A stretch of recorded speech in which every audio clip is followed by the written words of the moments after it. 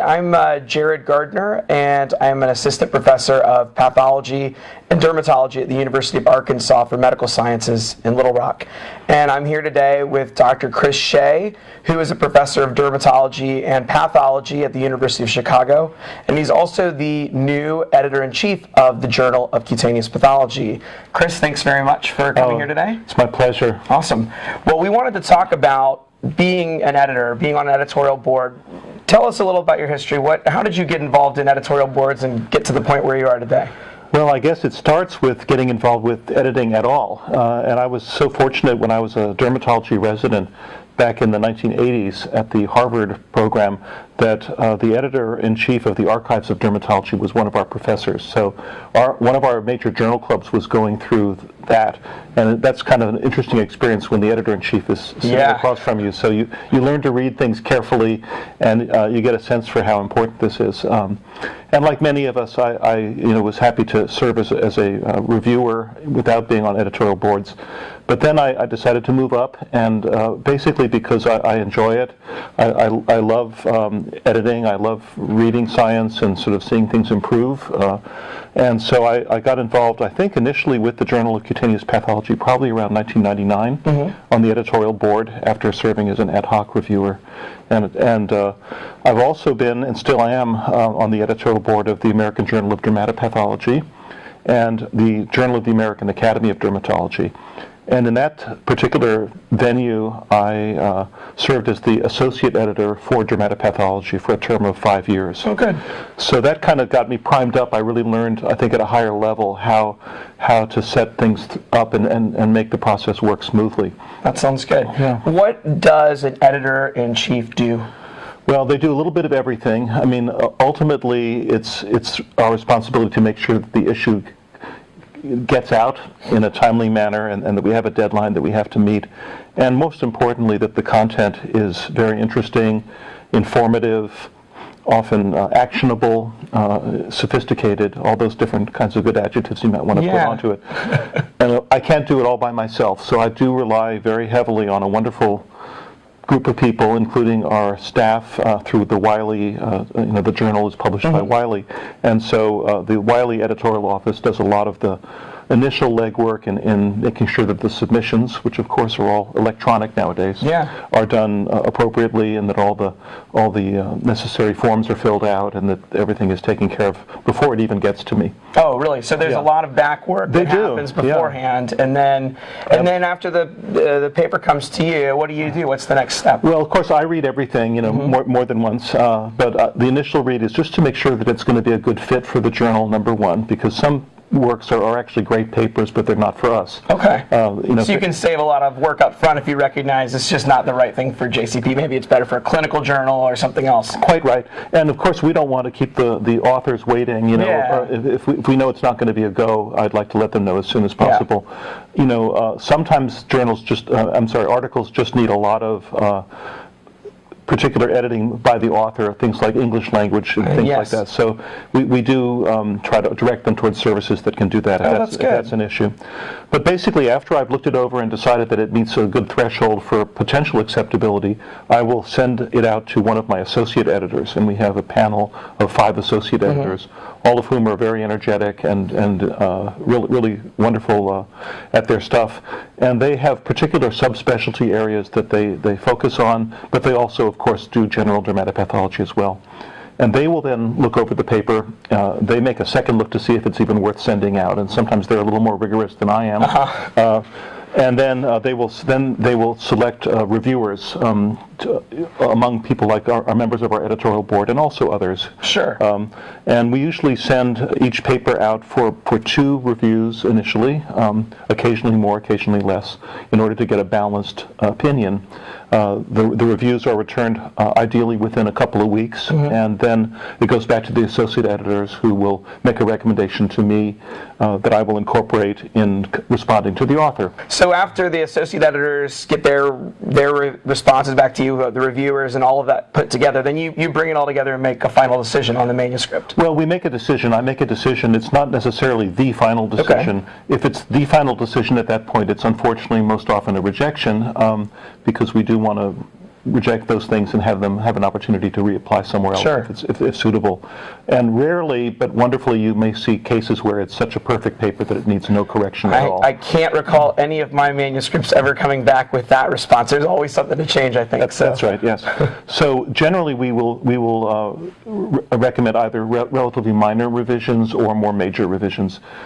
Papers that are sent back for minor revision, I don't promise anything, but it's generally my understanding that it's likely to be accepted if they can make those corrections as requested. Yeah, and as a writer, I've found that useful when the editor says, I intend on accepting the manuscript, but I'd like you to address these concerns that the reviewers had. And I think it's really helpful because for those of us who are writing it helps us to know like where we stand and what needs to be done to make it acceptable. So that's really good. So you really provide services not only to the readership but really to the authors. You really do a lot to help authors. I think that's true, and actually I think anyone who's not only been an editor but as an author, and we all are, of course, we've benefited tremendously from the efforts, and it's a labor of love, obviously, on the part of everybody. Yeah, speaking of that, so how much work is it? Because I think I've always been afraid, like, how on earth could I ever get to the point where I could run a whole journal? It seems like a lot of work. It is. As I said before, I can't do it alone, and I don't try to do it alone.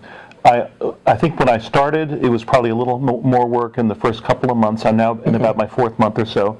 So I think I probably spend about 10 hours a week approximately. Well, that's a significant amount of work. Yeah.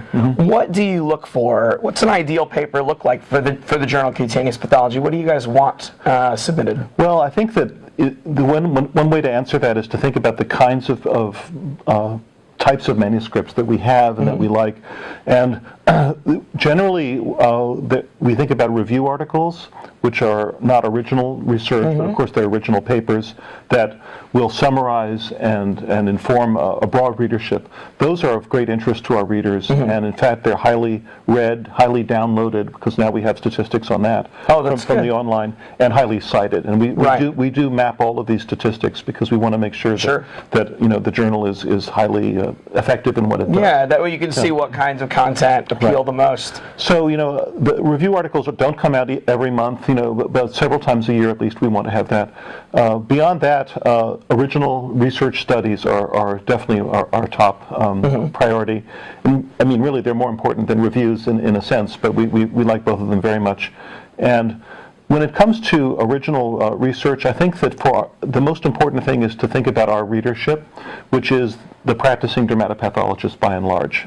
So again, if a paper is entirely based on some laboratory study that's really not of a clinical diagnostic import, it probably is less significant to us than something that advances the science but also can be used by dermatopathologists. So it can be great research, but it doesn't necessarily appeal to the people who are reading the journal. Then maybe it's better suited somewhere else. Exactly. Yeah. That makes sense. Now, what about case reports? I know when you start out, everyone has interesting rare cases of something cool I saw last Tuesday. Yes. I know that those are kind of a double-edged sword. Maybe they're easy to write up, but if you have too many of them in a journal, then it's not as appealing. So how do what makes a case report truly good enough to get published? Well, number one, you're absolutely right, because we all love great cases and we all have great cases. So it's difficult to make them stand out. I think that basically, what we want is for case reports to be in the journal, but not to be the major component of it. And in order to be acceptable as a case report in the JCP, I think that they have to have a great deal of novelty, and nowadays with things like the new therapeutics that we're seeing or the new reagents that we have, these all have an opportunity to see cases where that's reflected. So I think they have to have novelty, and I think they have to be very educational so that people will remember them and hopefully at some point will read and cite them. That's good. And they should be cool. Yes, I like that. The cool factor is important, and I like what you said about things being actionable. That the whole point of publishing is not just to get people to read the journal or to get lines on our CD, but to actually make a change in the way people practice medicine so they can take better care of sick people, right? And that's the whole point of what we do all of this for. So absolutely. And I think that in addition to what we've already discussed, I think the JCP has a good opportunity to also serve as kind of a way of memorializing our specialty, as sort of an archive. Yes. So I do want to, as a sidelight, look at other areas such as the historical aspects of dermatopathology. I think that's so important. It really socioeconomic aspects, medical legal aspects, all these could be of interest interest beyond just the basic science. When you talk about reviews, can people just submit reviews, or do you need to, do you want to have an invited review? I've done some invited reviews, but is it something you can just write up a review and send into the journal? Yes, indeed. Yeah, Okay. we certainly will. Although I will be, I'm sure, in the next during the course of the next few months, starting to ask people to do reviews as well. Okay. And I've asked my editorial board members also to kind of be the eyes and ears of the journal and to keep an eye out not only for great research papers, but also if they've gone to a lecture that summarizes a very current topical kind of area that's changing, that just go up and introduce themselves and suggest the JCP as a venue. Obviously, we're not going to promise publication. It has to go through peer review, of course, as it should. But I think that by being proactive, I think we're going to find there's a lot more material that's potentially publishable by us. Well, that's good. So you've already thought about kind of future directions for the journal, kind of content changes. What other changes do you foresee the journal undergoing?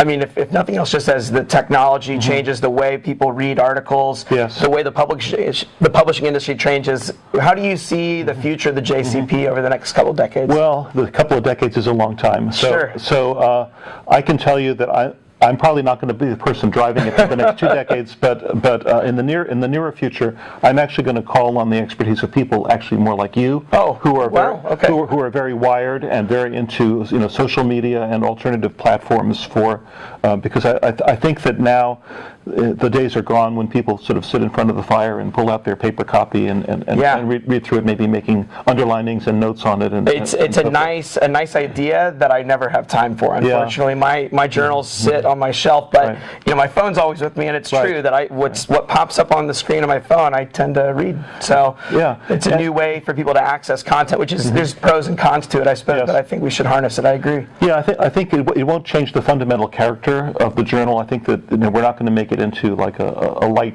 LIT version of it, but we want it, if people get their content through their phone and through even Facebook and stuff like that, that there's an article that people want to share, that would be something we should encourage. So the same kind of scientific rigor, the same kind of applicability that you've always had, but just adding an extra element onto it to make it more widely accessible to the readers in the way that they consume knowledge now. Exactly, and potentially as the technology develops, more interactive, I suppose. Wonderful. As well. Yeah. That's great. Well, I'm looking forward to seeing the changes under your leadership. Great. Thanks so much, Chris. Thank you.